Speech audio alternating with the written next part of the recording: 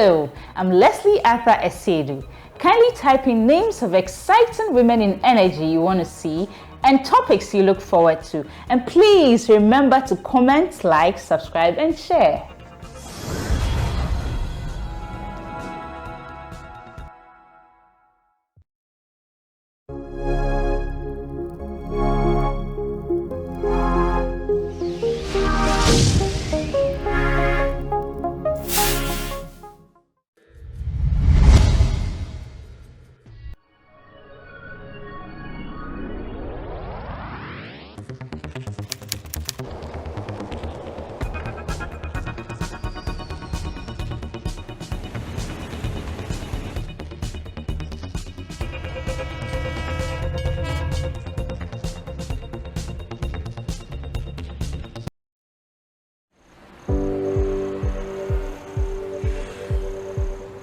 Immediately the product was actually introduced to me, I wanted to get on it, and that was the Gold Check account, guys. This has actually changed my business. So on the First National Bank app, you have the business toolkits that gives you all the information that you need to run your business, and whatever inquiries you have, they're always ready to answer. And that makes life very easy for me.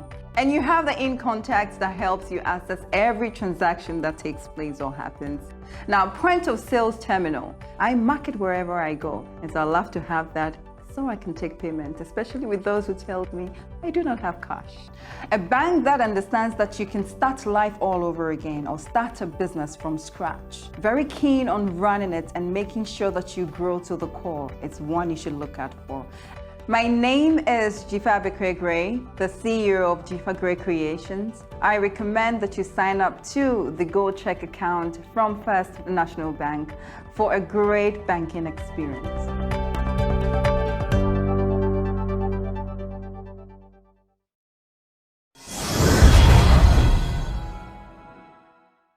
The local contents policy is an instrument traditionally used by many countries to promote economic development.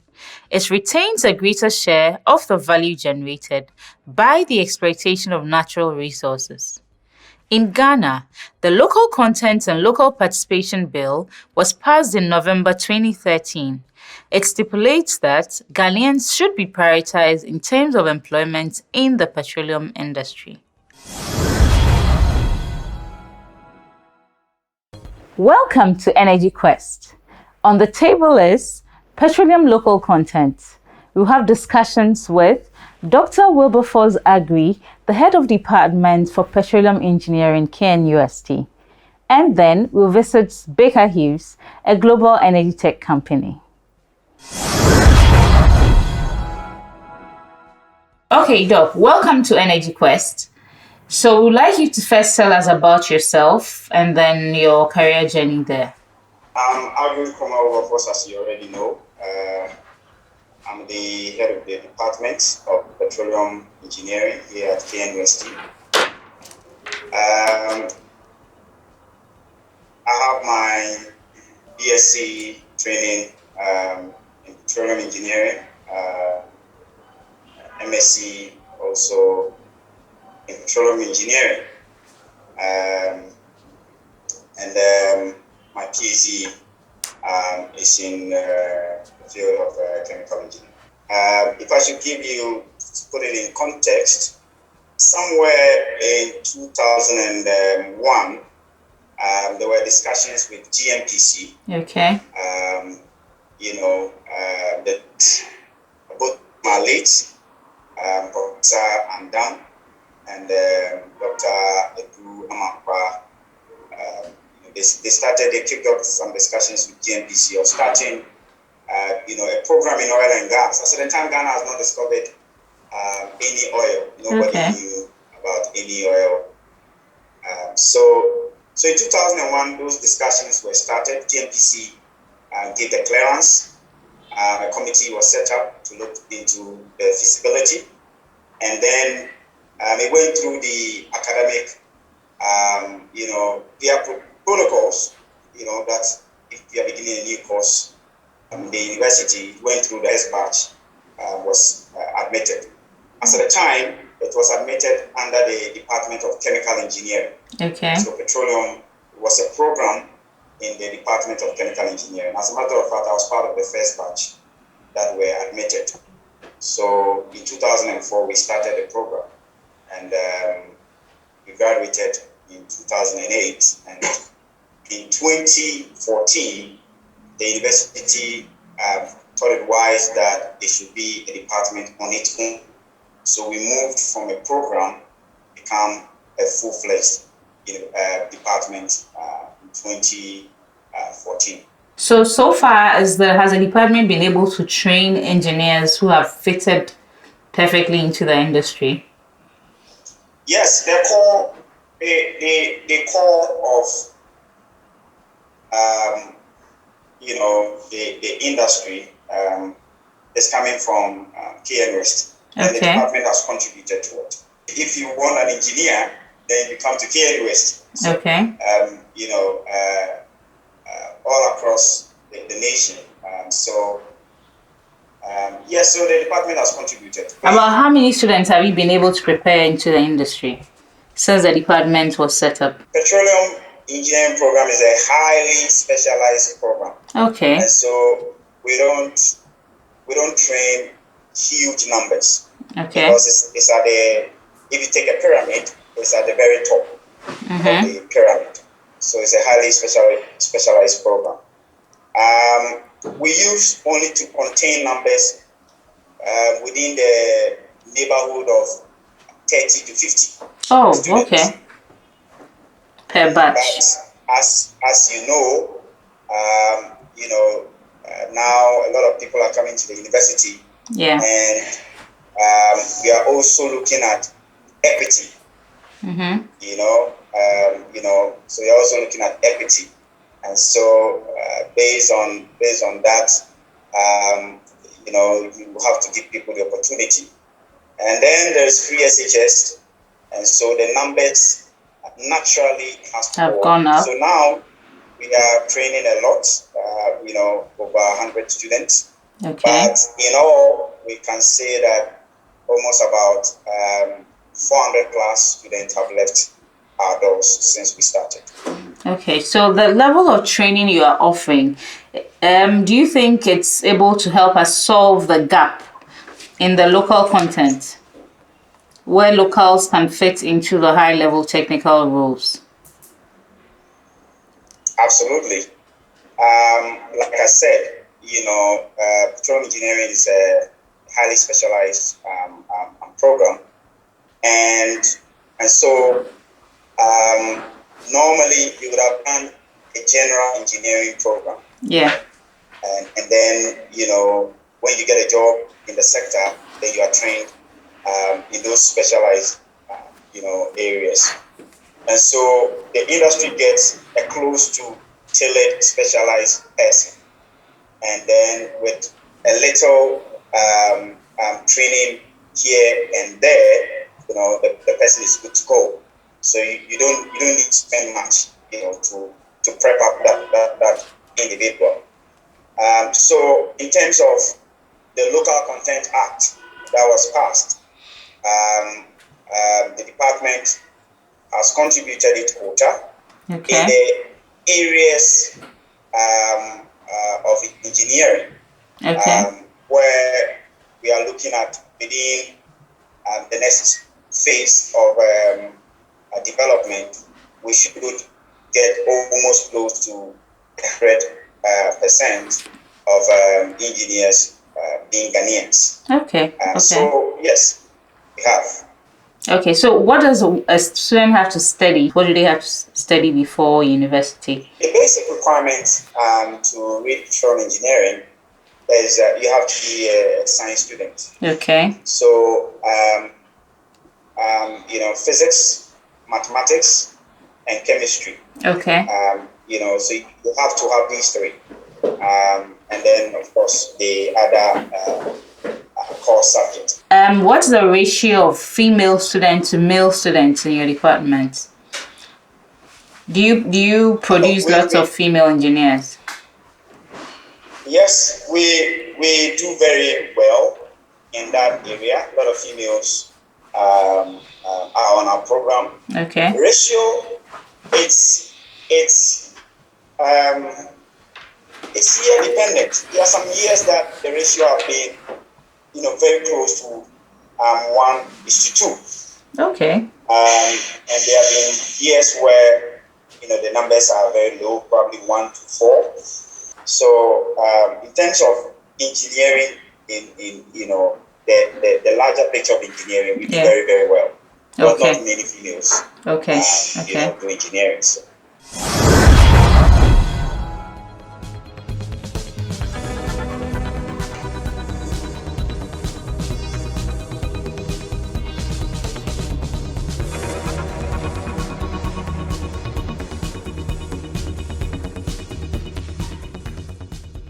So, William, from Baker Hughes's perspective, how important is local content? Thank you, Lesley.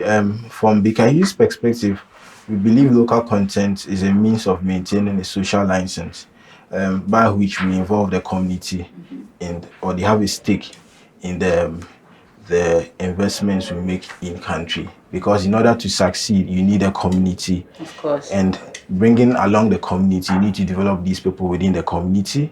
You need to also develop the nationals. Definitely, you'll be creating opportunities and job opportunities for these people. So I believe the social license for us as a company. And then what are some achievements that Baker Hughes has had in that light? We have achieved noteworthy some achievements like the $250,000 funding to the government of Ghana's Accelerated Oil and Gas Capacity Program. Okay. We sent 5 students, Ghanaian students, to Canada to acquire skills in stainless steel welding. They are back in country. Secondly, currently 80% of our staff, technical core staff, are nationals. We also undertook a $500,000 SME development program across the country. We've awarded scholarships within the range of $200,000 to 70 students across 3 universities, the University of Ghana, the University of Mines and Technology, and then Ashesi University. What kind of courses? For oil and gas programs. Okay. Yes. Okay. So do you have any strategies in place in terms of this local content to improve? What plans do you have? Yes, we do have strategies that are underpinned by an aggressive nationalization plan, or what I call localization plan. Okay. Yes, and to name a few, we have a manpower skill development program where we want to develop our nationals to take up the role of experts that come in country. Yeah, very important. Yes, very, very important. And we saw the need of, we appreciated that during the COVID-19 pandemic. We relied most at times on the efforts or the technology gained by these locals to undertake projects offshore. Secondly, we have community initiatives like within the sub-Saharan African region, we have what we call the empowerment program, which we are enrolling, where we dedicate volunteer hours in terms of resources, money, our work time to the community in which we live in. Thirdly, we are partnering with local suppliers. Okay. So we have a channel partnership program where we are bringing along these local suppliers. So how best can people take up some of these opportunities? I believe citizens should have the appetite to take high risk. Okay. Very, very important, especially for local suppliers. The industry we live in is a capital intensive industry. Very. So I believe citizens that want to become entrepreneurs, that want to become suppliers within our upstream industry, they need to have that appetite to take that risk. Secondly, we need to eschew what we call unrealistic expectations. People come into the industry and think it's all juicy. Yeah. But that is the case. They can make money immediately they enter. But I think it also depends on what the government needs to manage the expectations of the citizens. Very, very important. So that, once you are coming in, you can either make a loss or you can either make a gain. And will depend on the efforts and then the kind of enabling environment government will put in place so that local suppliers can manage their Okay. You mentioned earlier that during the COVID season, you had to use more technical hands from the locals. Yes. So could we count that a lesson? And is that opening up opportunities in Baker Hughes? Yes, so that is one. We ended up using more locals than experts, and Okay. that reduced our cost of operations. Okay. And also essential workers working from home. And Baker Hughes is essentially a digital company, so we leverage more on remote operations, where you can sit at the comfort of your home and then work. So we Okay. invested so much in digital tools, ensuring that employees working with us are comfortable, so that they can work in any part of the world they No find matter where themselves, you're no matter working where. from. Yes. Explain better to us what Baker Hughes actually does. Yeah, so thanks. Baker Hughes is actually an energy technology company. Okay. We develop and deploy transformative technology to move energy forward. We make it safer, cleaner, and then also efficient for the planet and then people. We've been in Ghana since 2009. Okay. Yes, in the last 12 years. And we have our office here in Accra and 2 ultra-modern workshop bases in Takrade. Baker Hughes is a full-stream company. So across the petroleum value chain, we operate from upstream, downstream, midstream. William, thank you so much. Thanks for having me.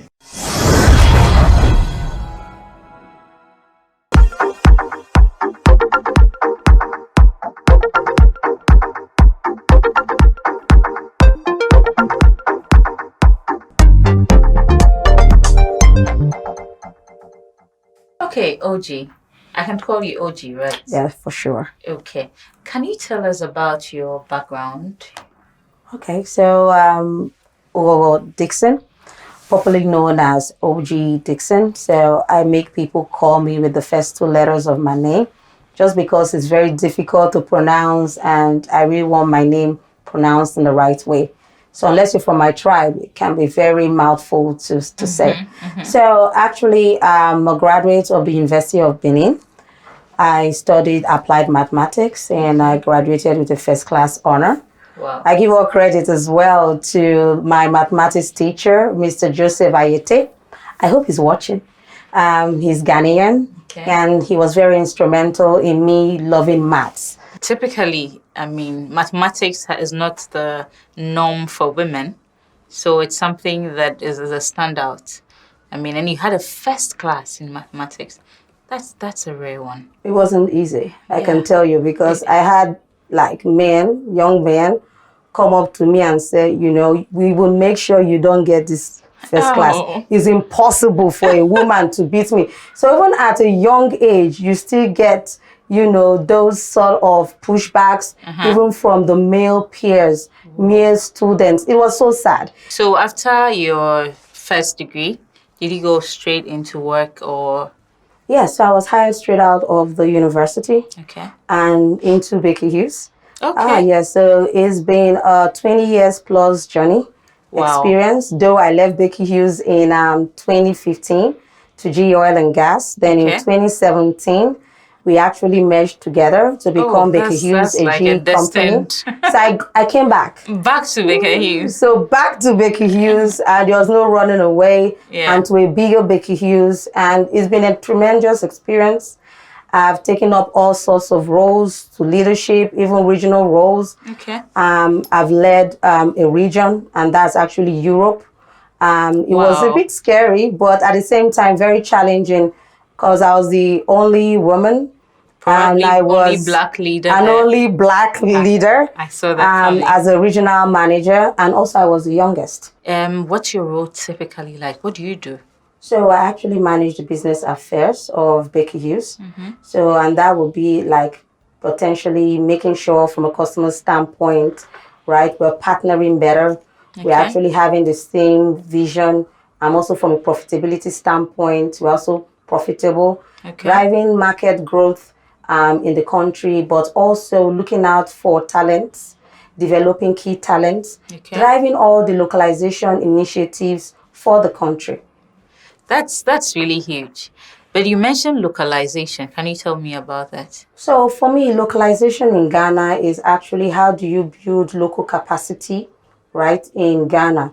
This could be through human resource or through improving supplier base or improving skill sets of the Ghanaian workforce. Okay, so Oji, being a woman in this position, how has it been? Has it been beneficial? Do you get favors because you're a woman, or has it been difficult? What has been the challenges and the benefits in there? I think for me, first of all, one good thing is that I'm working for a company that actually doesn't really act based on gender, but based on results and performance. Competencies. So that actually helped me a great deal. The fact that I do a good job is recognized and I get rewarded for it. Okay. But from a personal level, it's been tough because I have 2 kids. I have a daughter, Layla. She's 13. She's going to be 14 soon. Okay. I have a son, David, that is 11. He turned 11 in December last year. And of course, I'm married, right? So I'm married to Leonard Dixon. He is an American. And for me, it's all about understanding. So from the beginning, I mean, he met me offshore when I was working as a field engineer. Okay. And he knew the kind of person I was. And he knew I was career driven. Yeah. So of course, getting into marriage, you need to be clear on who you are, of what you want to be. And you need to marry someone that is ready to support you. So I think from a home standpoint, I have a very supportive husband. He's also into oil and gas. Yeah. And he sees how hard I work and he appreciates it. He knows I travel a lot. I mean, I've been relocated, reassigned to about 5 countries in over 7 years. So I move a lot with our family, but he's always supportive and supporting me in everything I want to do. And I think that's just, despite the challenges that come, I have a fantastic, cheerer that is always making me relaxed and always willing to listen to me. Okay, so what on the business side, on the corporate end of it? So on the corporate end of it, sometimes you have some demoters and promoters. You just need to identify them on time. And then for me, I don't let all of that stop me. Some people, when they see you, they see your size, they see your color, then they see your gender. There's also that stereotype out there that maybe this person might not be able to do it. Yeah. But one thing I always do, the more you push and say you can't, again, you make me want to prove them wrong. I always want to prove them wrong. And I can tell you something for free. No matter the gender, if people see that you actually understand your role, you know what you're about, you know what you're doing, to be honest, you get the respect. So what advice would you give to other women or girls who want to come in? There's so much talk about women in STEM lately, but you can still add your voice to it, I mean. So to all the women, young women and ladies out there watching this program, I strongly encourage you to take up some form of course in anything related to STEM, science, technology, engineering, and mathematics. I'm a mathematician. This is how far I've come. You can do way better than me. The sky is your limit. And if you're in a male-dominated environment, don't let that deter you. Stay focused. Stay determined. Find role models that can support you in everything that you do, right? And then you would see the reward. Then I think from another standpoint, for even women in leadership, there are very few. But I pray that you also help develop other women that are in your organization, because we women, we need people to help coach us. Yeah. You need someone as a role model. You need someone that is ready to help also lift you to the next level. Yeah. And so for me, the sky is your limit. There's no job that you cannot do. Yes. Look at me. I'm not big in size. I'm just a young woman. I would say I'm too young, but I mean, I'm a strong supporter of women, right? And also of men. So don't get it wrong. I just really like people that are passionate about what they do. Ready to work. And they are ready to work. They have a mission. They have a vision, right?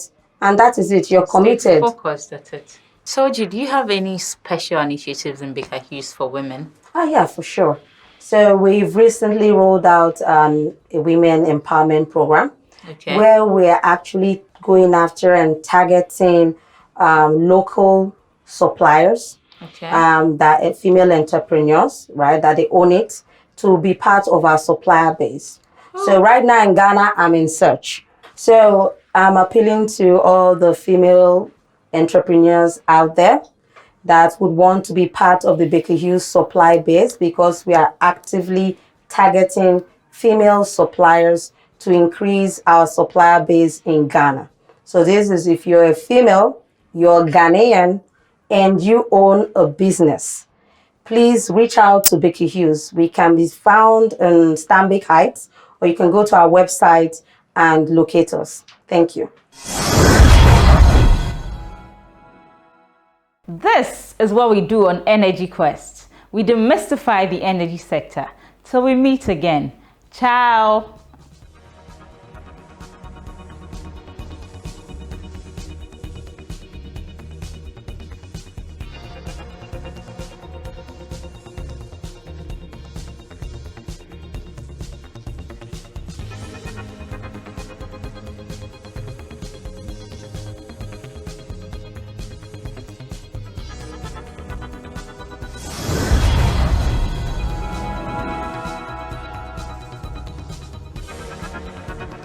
As a man on a mission, I am constantly on the move. My work takes me to different places from all walks of life.